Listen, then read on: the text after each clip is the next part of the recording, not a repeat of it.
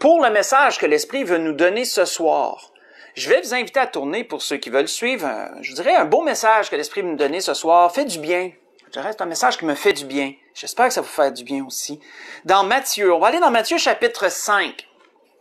Dans l'Évangile selon Matthieu au chapitre 5, nous allons lire du verset 1 au verset 12 pour introduire le sujet que l'Esprit veut nous donner ce matin, excusez, c'est comme si je me pensais dimanche. Donc ce soir, mercredi.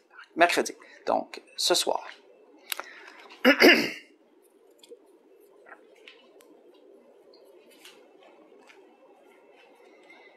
Donc, dans Matthieu chapitre 5, nous allons lire du verset 1 au verset 12. Pour vous mettre dans le contexte, c'est le premier grand message que Jésus prêche. Jésus a déjà participé à certains événements. Il y a eu les noces de Cana, comme vous savez. Jésus a rencontré quelques personnes déjà.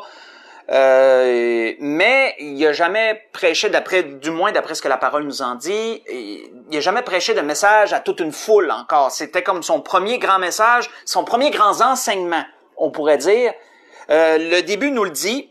Donc, il est écrit, voyant la foule, Jésus monta sur la montagne, et après qu'il se fut assis, ses disciples s'approchèrent de lui, puis, ayant ouvert la bouche, il les enseigna. Donc, premier grand enseignement. Il dit, « Heureux les pauvres en esprit, car le royaume des cieux est à eux.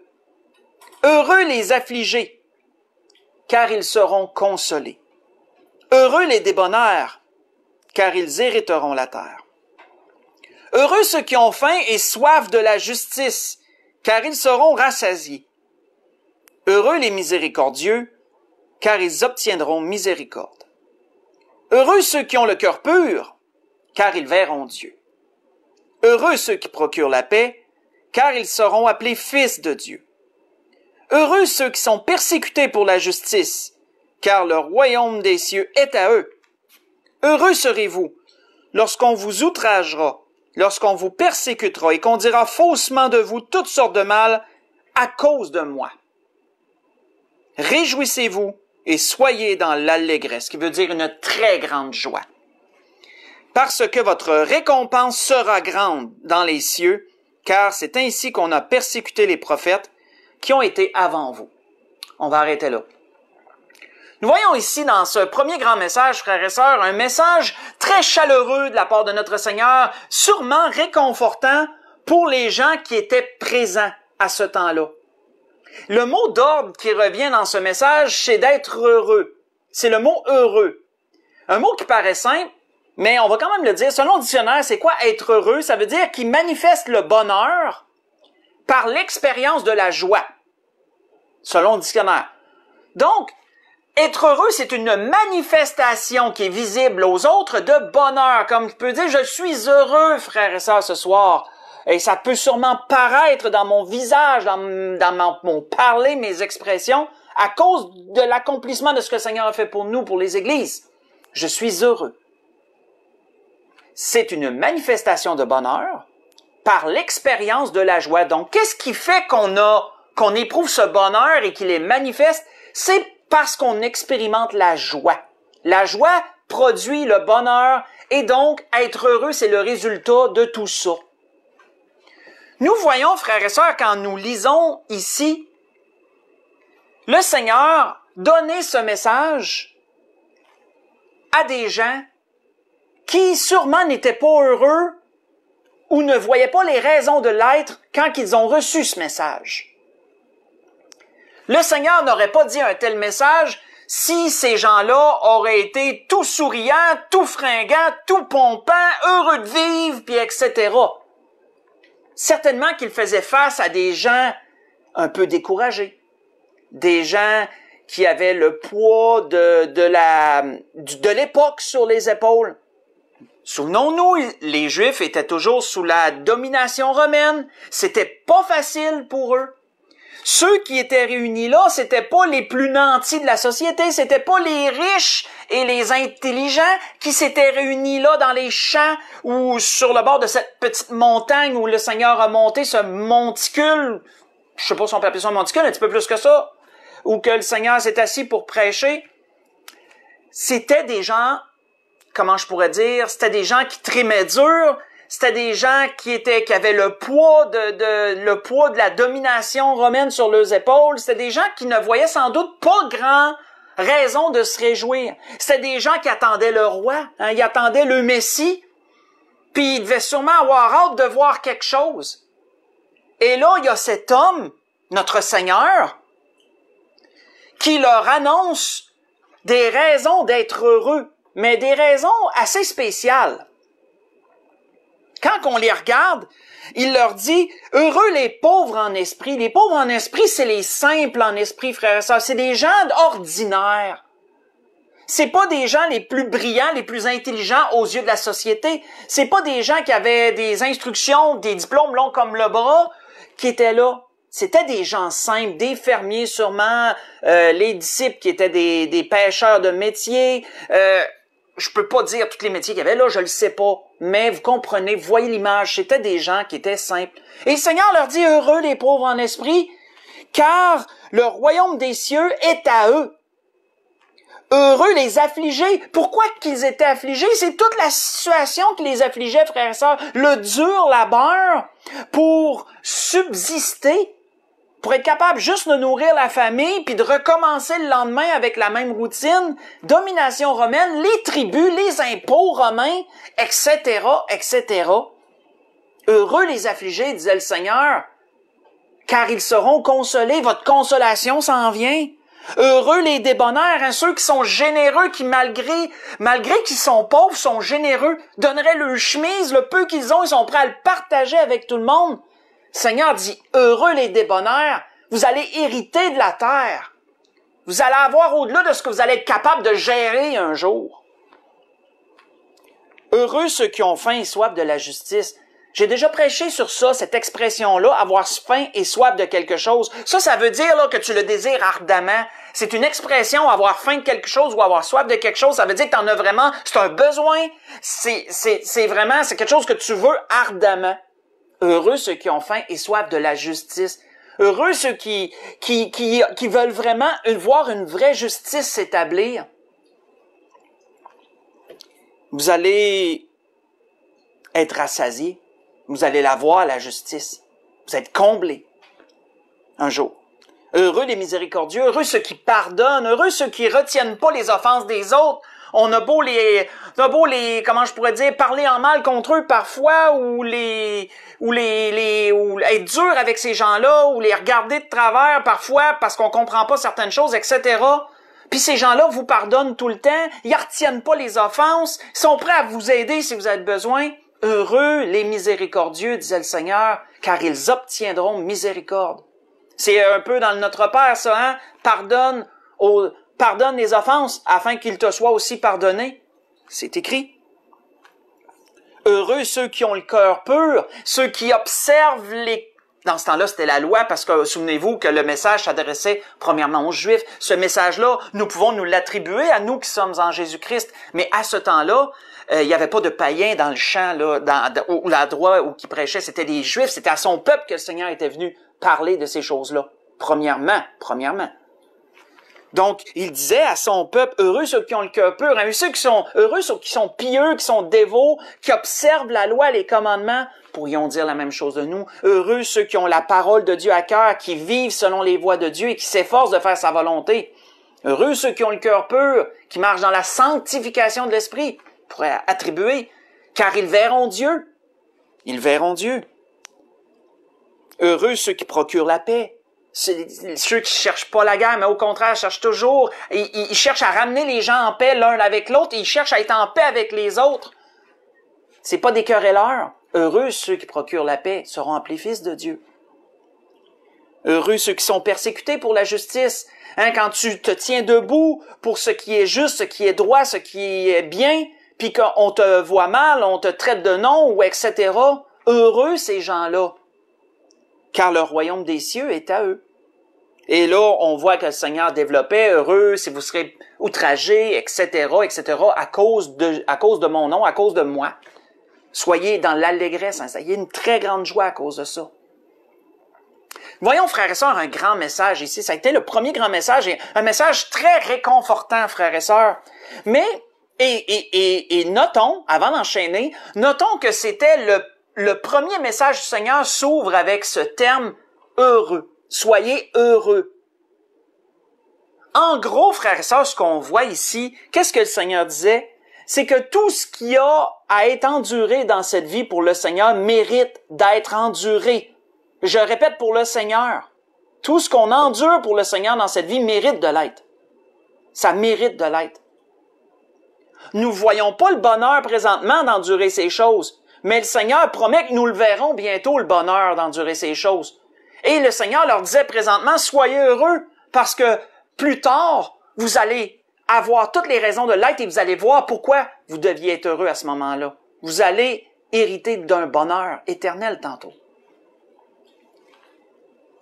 Donc, soyez heureux présentement, mais pour l'avenir.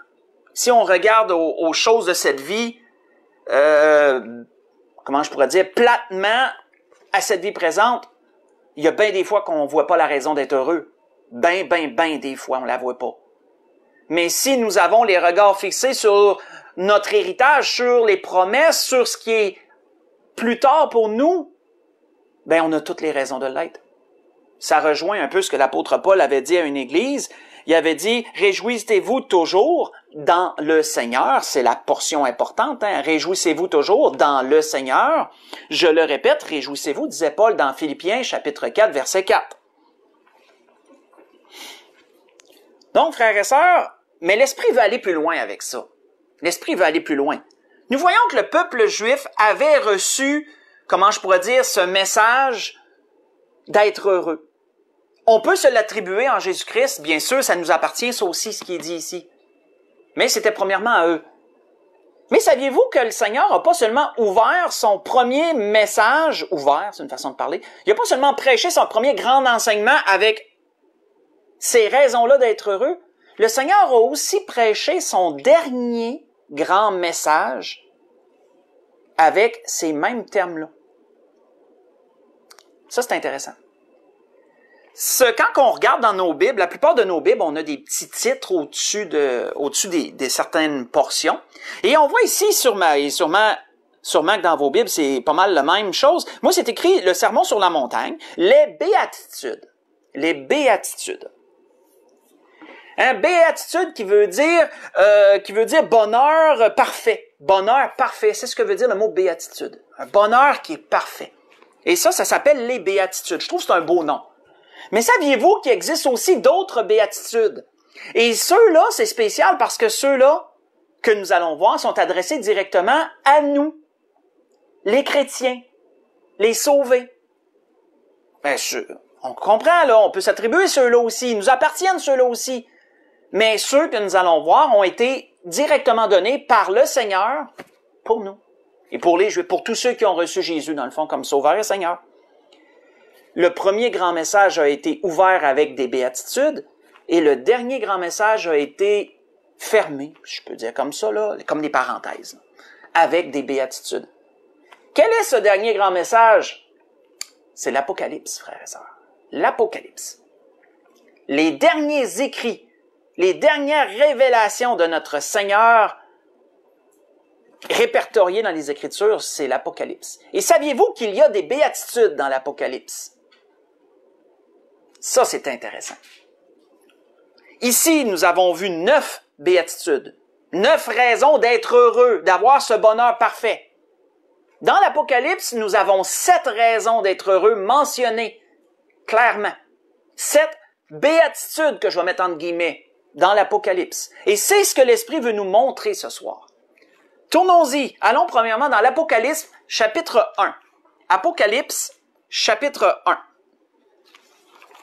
Nous allons voir les 7 béatitudes de l'Apocalypse ce soir. Et moi, je vois ça comme des parenthèses. Le Seigneur a commencé son enseignement avec des raisons d'être heureux et il a terminé son enseignement avec des raisons d'être heureux. Pour chaque groupe de gens, mais ça s'appartient à tous ça. Quand on est en Jésus-Christ, nous avons toutes les promesses des Écritures qui sont nôtres. Dans l'Apocalypse, d'abord au chapitre 1, verset 1 au verset 3, voyons ce que Jean nous dit. Jean dit, « révélation de Jésus-Christ que Dieu lui a donnée pour montrer à ses serviteurs les choses qui doivent arriver bientôt. Et il a fait connaître par l'envoi de son ange à son serviteur Jean. Celui-ci a attesté la parole de Dieu et les témoignages de Jésus-Christ. Excusez-moi. Soit tout ce qu'il a vu. Et là, notons verset 3. Heureux! Voyez-vous, comme dans Matthieu, là. Heureux celui qui lit et ceux qui entendent les paroles de la prophétie et qui gardent les choses qui y sont écrites, car le temps est proche. Soyez heureux, vous qui lisez les paroles de la prophétie.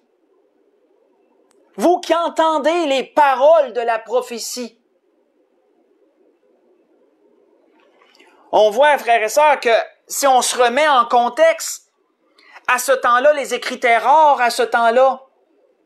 À ce temps-là, les écrits, là, c'était des bouts de pages que quelqu'un avait écrit ou qu'un autre avait écrit. À ce temps-là, Paul est en pleine rédaction des différentes lettres que nous, on a accès très facilement parce qu'ils sont tous dans ce merveilleux livre qui est la Bible, qui est la bibliothèque de Dieu. La bibliothèque des livres de Dieu, c'est ce que veut dire le mot Bible, il veut dire bibliothèque. C'est un mot grec qui veut dire bibliothèque. Et nous avons tout ça, mais à ce temps-là, ils s'arrachaient des bouts de pages, ils se les prêtaient l'un l'autre, ils se les partageaient. C'était une lettre qu'ils s'échangeaient entre églises. Et les écrits étaient rares, frères et sœurs, à ce temps-là. Les écrits étaient précieux. Il y avait raison de dire « Heureux ceux qui lisent la parole de la prophétie ». On voit que, juste pour vous donner un petit aperçu de à quel point les écrits étaient précieux, l'apôtre Paul avait donné cette recommandation à Timothée. C'est juste un peu pour nous sensibiliser sur l'importance de ces écrits. Lorsqu'il a donné ses dernières recommandations à Timothée, l'apôtre Paul lui a dit ceci. Il lui dit, « Quand tu viendras, parce que Paul, il avait hâte qu'il vienne le rejoindre parce qu'il était séparé de Timothée, puis Paul n'était pas ensemble. Là. Paul était un endroit, Timothée était un autre. Et il dit à Timothée, il dit, quand tu viendras, apporte le manteau que j'ai laissé à Troas chez Carpus et les livres, surtout les parchemins. Voyez ça dans 2 Timothée 4. J'ai lu le verset 13. Pourquoi l'apôtre Paul tenait tant à ces parchemins-là? Ben, moi, je crois que c'est les écrits qu'il est en train de faire. Il est en pleine rédaction, là. C'est des écrits qu'il voulait sans doute donner à certaines églises ou à un autre qu'il avait composé. Ces écrits-là, c'était de l'or en barre. Et ça l'est encore, frères et sœurs. Mais à ce temps-là, les gens le réalisaient que c'était de l'or en barre. Là. Aujourd'hui, on a peut-être un peu malheureusement perdu de vue que la parole de Dieu, c'est de l'or en barre. Malheureusement. Mais eux, je peux vous dire qu'ils le savaient. Ceux qui entendent, heureux ceux qui entendent la parole, à ce temps-là, entendre quelqu'un nous apporter la parole de Dieu, ça valait tout l'or du monde.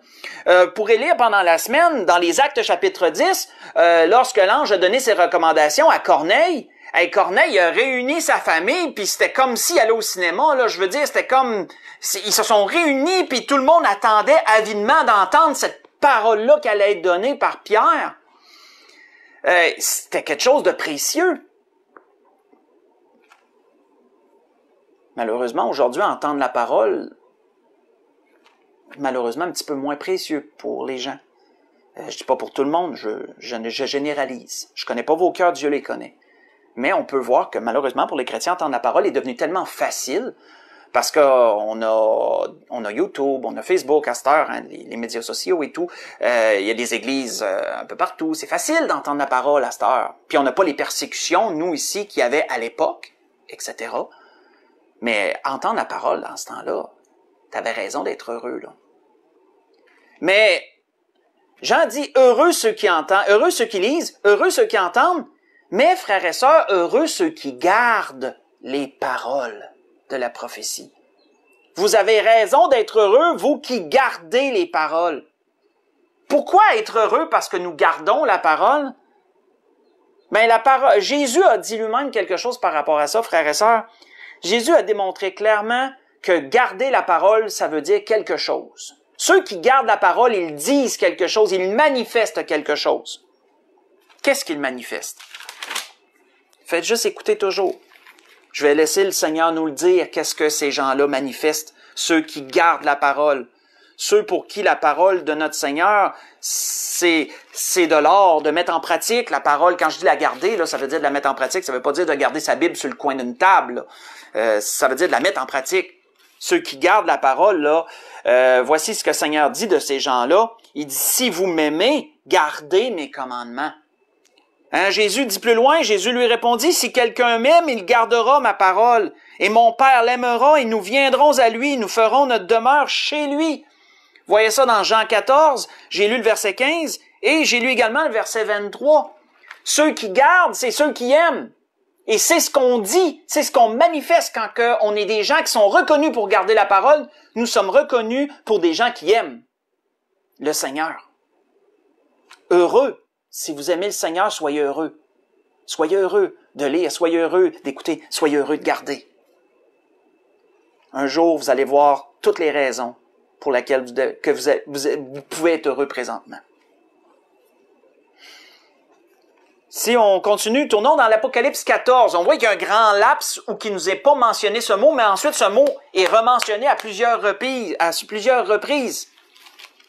Parce que là, on sait que précédemment, si vous connaissez un peu l'Apocalypse, vous savez qu'il y a des sceaux, il y a toutes sortes de choses dans l'Apocalypse. Hein? Et donc, c'est pas à ce moment-là que le mot heureux est mentionné. Mais dans l'Apocalypse 14, ça recommence. Apocalypse chapitre 14, versets 12 et 13. On voit qu'il est déclaré. C'est ici la persévérance des saints qui gardent les commandements de Dieu et la foi de Jésus. Et j'entendis du ciel une voix qui disait, « Écris, heureux dès à présent les morts qui meurent dans le Seigneur. » Oui, dit l'Esprit, afin qu'ils se reposent de leurs travaux, car leurs œuvres les suivent. Heureux ceux qui meurent dans le Seigneur. C'est quoi, frères et sœurs, mourir dans le Seigneur? Et laissez l'apôtre Paul nous le dire, parce qu'il l'a dit de lui-même, il l'a assez bien expliqué ce que ça veut dire mourir dans le Seigneur. J'ai combattu le bon combat, j'ai achevé la course, j'ai gardé la foi. Désormais la couronne de justice m'est réservée. Le Seigneur, le juste juge, me la donnera dans ce jour-là, et non seulement à moi, mais encore à tous ceux qui auront aimé son avènement. Voyez ça dans 2 Timothée, chapitre 4, j'ai lu verset 7 et verset 8. On peut pas décrire mieux que ça, c'est quoi mourir dans le Seigneur, frères et sœurs. Mourir dans le Seigneur, c'est de garder la parole du Seigneur dans nos cœurs, dans notre pratique, dans nos vies, jusqu'à notre dernier souffle. Même de l'emporter avec nous dans la tombe. C'est ça, de mourir dans le Seigneur. On voit que le Seigneur avait dit à une de ses églises, un peu sur ce fait-là,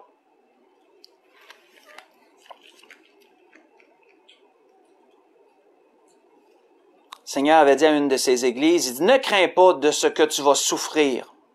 Voici le diable jettera quelques-uns d'entre vous en prison, afin que vous soyez éprouvés, et vous aurez une tribulation de 10 jours. Sois fidèle jusqu'à la mort. Et je te donnerai la couronne de vie, disait le Seigneur. » Voyez ça dans l'Apocalypse chapitre 2, j'ai lu le verset 10 de l'Apocalypse chapitre 2. Ceux qui auront supporté, frères et sœurs, toutes sortes de choses à cause du Seigneur dans cette vie-ci, doivent être heureux présentement et auront toutes les raisons de se réjouir un jour. Parce que comme le Seigneur a dit, vos œuvres vont vous suivre. C'est une promesse. Dans l'Apocalypse chapitre 16, voyons une autre raison d'être heureux. Comme vous voyez, c'est comme dans Matthieu 5. Hein, c'est heureux, heureux, heureux. Sauf que c'est pas condensé en une seule portion. C'est étendu à travers le dernier grand enseignement du Seigneur, les révélations que le Seigneur a données à Jean.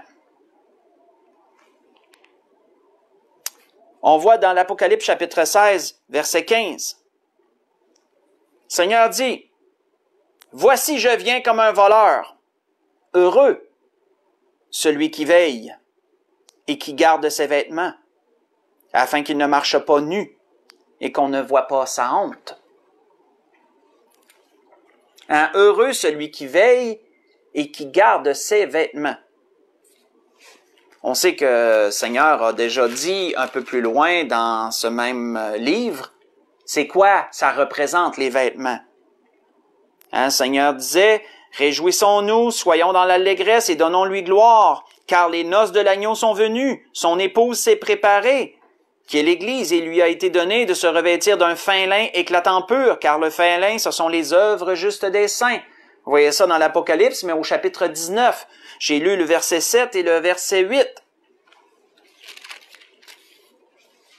On voit que c'est un peu comme l'apôtre Paul recommandait à Timothée, juste une autre chose que je vais vous lire. L'apôtre Paul avait fait une recommandation à Timothée en ce sens, une autre recommandation que je dirais qui va dans le sens des œuvres. Et c'est important. On voit que l'apôtre Paul lui avait dit, recommande aux riches du présent siècle de ne pas être orgueilleux, de ne pas mettre leur espérance dans les richesses incertaines, mais de la mettre en Dieu, qui nous donne avec abondance toutes choses que nous en jouissions. Recommande-leur de faire du bien, d'être riches en bonnes œuvres, d'avoir de la libéralité, de la générosité, et de s'amasser ainsi pour l'avenir un trésor placé sur un fondement solide, afin de saisir la vie véritable. Ce que je vous ai lu, c'est dans 1 Timothée 6, verset 17 au verset 19. Oui, frères et sœurs, ce que nous faisons présentement, nos œuvres présentes, sera notre vêtement de demain. Nos œuvres d'aujourd'hui seront notre vêtement de demain. Et le Seigneur dit, heureux celui qui veille. Parce que le Seigneur dit qu'il vient comme un voleur. Hein. Dans Matthieu chapitre 24, c'est écrit ça aussi, que le Seigneur vient comme un voleur. Heureux celui qui veille et heureux celui qui va garder ses vêtements. Pour pas être trouvé nu lorsque le Seigneur va revenir. Vous avez raison d'être heureux présentement dans ces choses, ceux qui mettent en pratique cela. Heureux ceux qui auront travaillé à leur salut, comme la Bible dit dans Philippiens 2, verset 13, travailler à notre salut. Heureux ceux qui travaillent à leur salut. Heureux ceux qui vont avoir ramassé des trésors, comme il est écrit dans Matthieu, chapitre 6. Hein? Heureux ceux qui auront ramassé des trésors pour les cieux, là où la teigne et la rouille ne détruisent, et là où les voleurs ne percent ni ne dérobent, disait le Seigneur. Heureux ceux qui auront veillé à accomplir la parole de Dieu. Et là, ma femme m'avait averti tantôt, mais j'ai oublié. Elle a dit, t'auras pas une alarme qui va sonner à 8 heures? Ben oui, j'ai oublié de l'enlever. La prière. Désolé. Oui, frères et sœurs, nous avons tout raison présentement d'être heureux à cause de ce qui s'en vient. Regardons à ce qui est dans le Seigneur. Et continuons à laisser le Seigneur nous dire pourquoi nous devrions être heureux ce soir. Si nous continuons, mais dans l'Apocalypse chapitre 19, nous allons voir une autre. Dans l'Apocalypse, chapitre 19.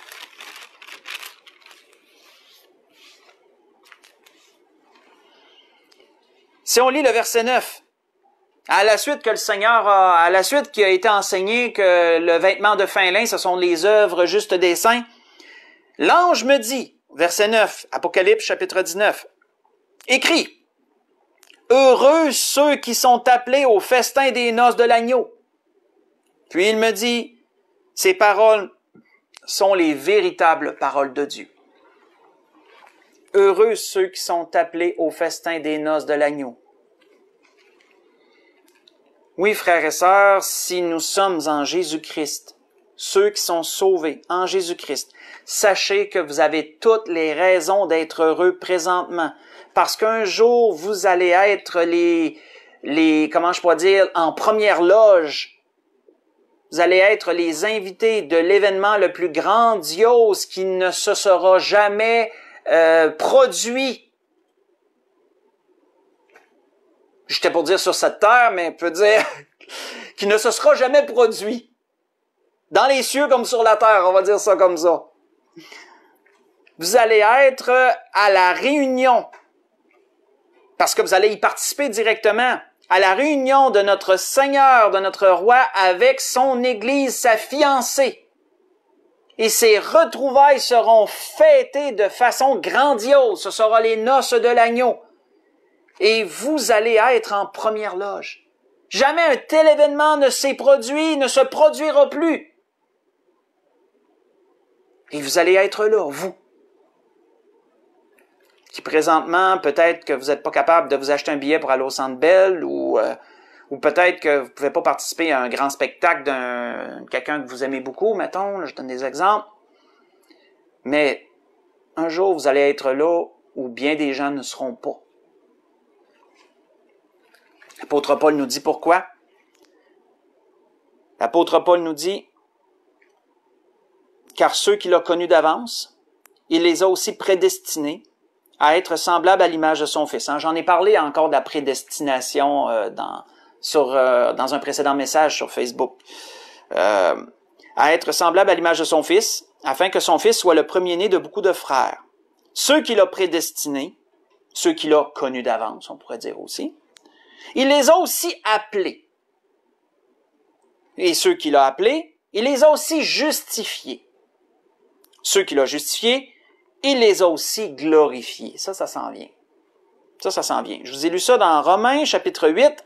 J'ai lu le verset 29 et le verset 30. Dans l'Apocalypse, chapitre 20, si on continue, Apocalypse, chapitre 20. Si on lit à partir du verset 4, verset 4 jusqu'au verset 6, il est dit, « Et je vis des trônes, et à ceux qui s'y assirent fut donné le pouvoir de juger. Et je vis les âmes de ceux qui avaient été décapités à cause du témoignage de Jésus et à cause de la parole de Dieu, et de ceux qui n'avaient pas adoré la bête, ni son image, et qui n'avaient pas reçu la marque sur leur front, ni sur leurs mains. Ils revinrent à la vie, et ils régnèrent avec Christ pendant 1000 ans. Les autres morts ne revinrent point à la vie, jusqu'à ce que les 1000 ans soient accomplis. C'est la première résurrection. Et notez, heureux et saints ceux qui ont part à la première résurrection.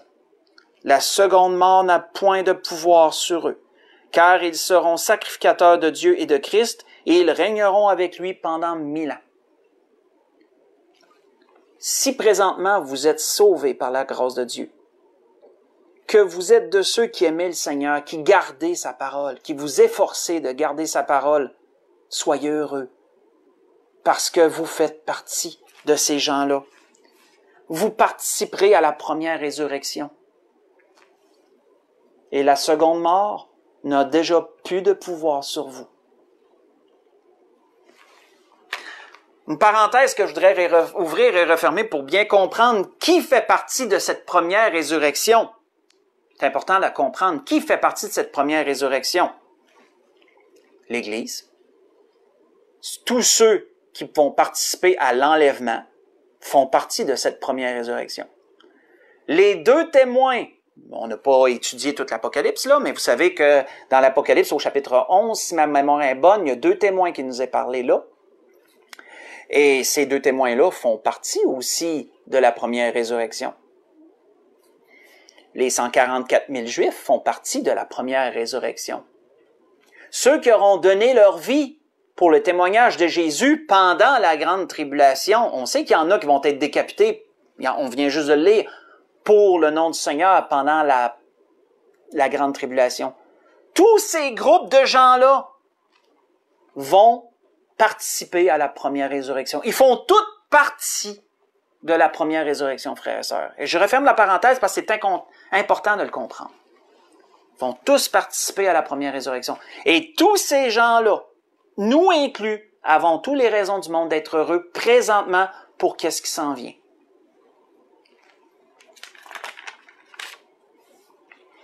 On voit que le Seigneur avait dit ceci aux Sadducéens. Faites juste écouter lorsque eux ne croyaient pas à la résurrection, puis essayaient de la nier de toutes les façons possibles. Le Seigneur leur avait donné un enseignement sur cela. Et lorsque le Seigneur les a enseignés, il a plutôt repris sur leur façon de penser qui était pas bonne, Jésus leur répondit, « Les enfants de ce siècle prennent des femmes et des maris, Mais ceux qui seront trouvés dignes, pas tout le monde cela, là, d'avoir part au siècle à venir et à la résurrection des morts, première résurrection, comme on a lu dans l'Apocalypse, ne prendront ni femme ni mari. Là, le Seigneur leur disait clairement, là, si ici-bas, là, c'est l'ombre des choses à venir, comme l'apôtre Paul l'avait dit dans Corinthiens, au 1 Corinthiens chapitre 13, dans cet écrit-là, ce chapitre-là. Hein, ici, présentement, c'est l'ombre des choses à venir. Présentement, on prend des maris, on prend des femmes, on est des enfants, mais plus tard, lorsque nous serons dans nos corps glorifiés, dans le règne à venir, et même au ciel, avant ça, il n'y a plus de femmes ni de maris, là. On va être semblable aux anges. On va se souvenir des gens qu'on a connus ici-bas, mais ils n'auront pas les mêmes titres, on n'aura pas les mêmes liens. On va être semblable aux anges, que le Seigneur leur disait. On voit qu'il dit, car ils ne pourront plus mourir, parce qu'ils seront semblables aux anges. Et l'important, c'est ce qui suit, ils seront fils de Dieu, étant fils de la résurrection. Moi, j'aime ça, frères et sœurs. Je suis un fils de la résurrection. Vous êtes des fils et des filles de la résurrection. Parce que vous allez participer à la première résurrection. La seconde mort n'a pas de pouvoir sur vous, si vous êtes en Jésus-Christ. Ce que je vous ai lu, c'est dans Luc, chapitre 20. J'ai lu verset 34 au verset 36 de Luc, chapitre 20.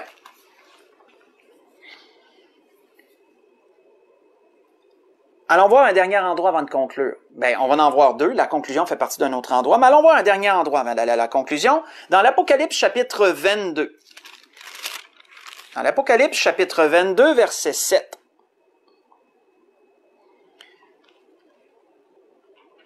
Mais plutôt, on va lire le verset 6, un peu pour enrober, là. 6 et 7. Donc, il me dit, ces paroles sont certaines et véritables. Et le Seigneur, le Dieu des esprits, des prophètes, a envoyé son ange pour montrer à ses serviteurs les choses qui doivent arriver bientôt.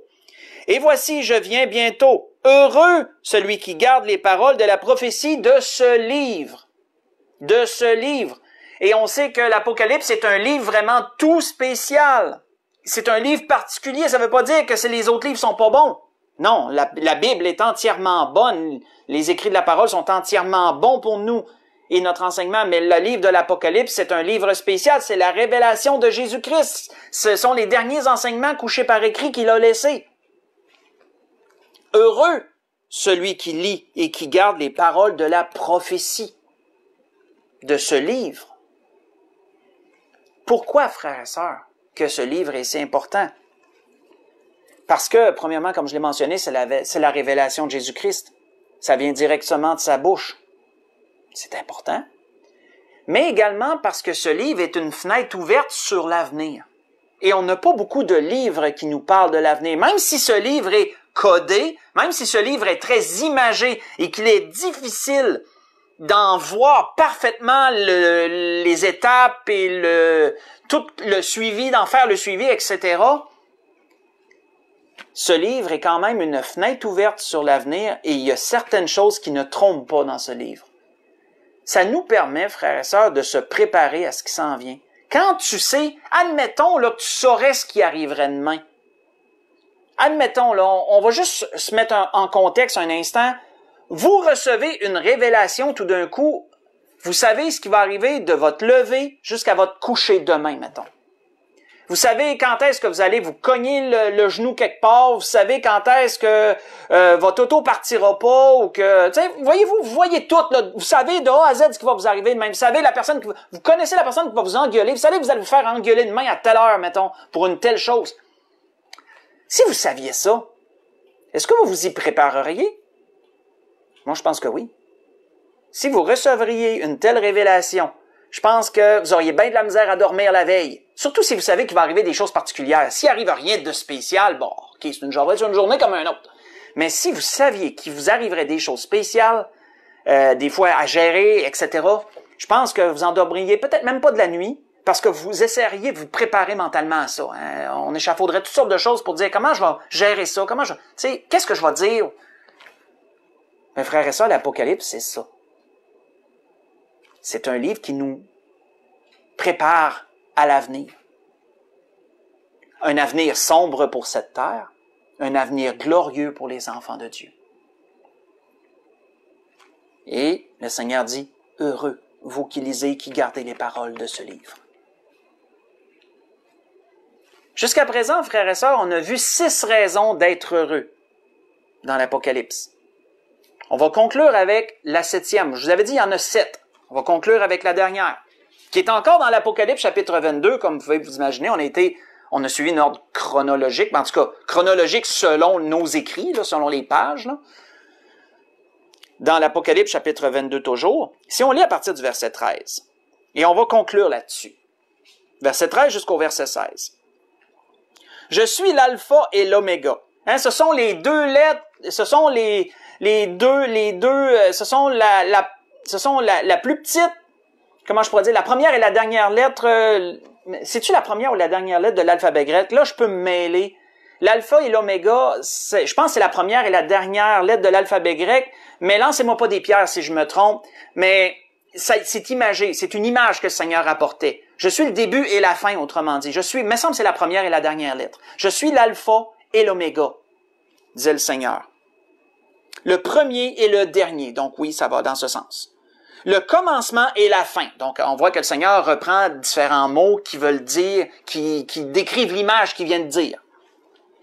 Heureux, heureux ceux qui lavent leurs robes, afin d'avoir droit à l'arbre de vie et d'entrer par les portes de la ville. Dehors les chiens, les impurs, autrement dit. À ce temps-là, frères et sœurs, les chiens, c'était une image pour décrire des impurs, pour décrire des gens qui, comment je pourrais dire, qui ne pratiquent pas la parole de Dieu, des gens qui sont contraires aux enseignements de Dieu. Dehors les chiens, les magiciens, les impudiques, les meurtriers, les idolâtres, quiconque aime et pratique le mensonge. Ils pourront pas rentrer dans cette ville magnifique, pourront pas contempler l'arbre de vie et en saisir le fruit. Moi, Jésus, j'ai envoyé mon ange pour vous attester ces choses dans les églises. Je suis le rejeton et la postérité de David, l'étoile brillante du matin. Qui n'a rien à voir avec Lucifer, l'astre brillant. Hein, il y en a qui pas des chrétiens, là, je vous rassure, là, mais il y en a qui mélangent tout, qui font des références entre ça, puis l'astre brillant, qui est mentionné par Ésaïe, puis il dit c'est le même. Non. Nous, en tant qu'enfants de Dieu, on sait que l'étoile du matin n'a rien à voir avec l'astre brillant, là, avec celui qui a voulu défier Dieu. Qu'est-ce qu'il disait ici? Heureux ceux qui vont avoir lavé le vêtement. Vous allez pouvoir entrer par les portes de la ville et vous allez avoir droit à l'arbre de vie, la vie éternelle. Quelle a été la chose qu'Adam et Ève ont été privés de pouvoir prendre? C'était l'arbre de vie, frères et sœurs. Ils ont mangé du fruit de l'arbre du bien et du mal, qu'ils n'avaient pas le droit de manger. Ils ont été chassés du jardin d'Éden. Mais qu'est-ce que l'Éternel a dit à ce temps-là? Bloquons l'accès au jardin. Empêchons-les de manger de l'arbre de vie pour qu'ils vivent éternellement. Si vous allez voir dans la Genèse, c'est ça qui est écrit. Empêchons-les de manger de l'arbre de vie. Vous, moi, ceux qui sont en Jésus-Christ, nous allons avoir droit, frères et sœurs, de manger de ce fruit et de vivre éternellement avec le Seigneur. N'est-ce pas merveilleux? Comme vous l'avez vu, on a vu 9 béatitudes dans Matthieu, 9 raisons d'avoir un bonheur parfait, d'être heureux. Et dans l'Apocalypse, on a vu 7 béatitudes. Moi, je les appelle les béatitudes de l'Apocalypse. C'est pas un nom officiel, c'est moi qui l'ai donné. Mais 9 et 7, raisons également d'être heureux, qui a été mentionné spécifiquement pour les chrétiens. L'Apocalypse était écrit pour les chrétiens. Et juifs et grecs confondus, on s'entend. C'était ce que l'Esprit voulait nous donner ce soir. Et je nous laisse avec cette parole de l'apôtre Paul, encore aux Romains, qui a dit « J'estime que les souffrances du temps présent ne saurait être comparée à la gloire à venir qui sera révélée pour nous. La grâce que je nous souhaite à tous, frères et sœurs, soyons capables de se réjouir présentement d'être un enfant de Dieu et d'avoir part à tout ce qui s'en vient. Frères et sœurs, les prophéties sont en marche. Et comme je l'ai déjà dit, il ne manque pas grand-chose pour que tout soit accompli. Ce qu'on attend soit accompli, frères et sœurs. Le Seigneur est à la porte. Veillons et prions. Ayons nos yeux sur le Seigneur. Il revient bientôt. Bonne fin de soirée à tout le monde. Je vous laisse sur ça. Je vous souhaite une belle fin de soirée, un bon restant de semaine. On va se revoir dimanche pour un dernier live sur Facebook. Je dis dernier, on ne sait jamais ce que le Seigneur nous réserve. Peut-être que... Non, je ne dirais même pas ça. Pour un dernier live sur Facebook la semaine dimanche qui s'en vient, on va se revoir là. Et la prochaine fois, nous pourrons enfin à nouveau nous faire... En tout cas, moi, j'ai pas peur des câlins. Je sais pas vous autres, moi, j'aurais pas peur. Mais on va pouvoir à nouveau se voir et pouvoir jouir de la présence des uns des autres et se réjouir ensemble. C'était ce que l'Esprit voulait donner à l'Église ce soir. Bonne fin de soirée tout le monde.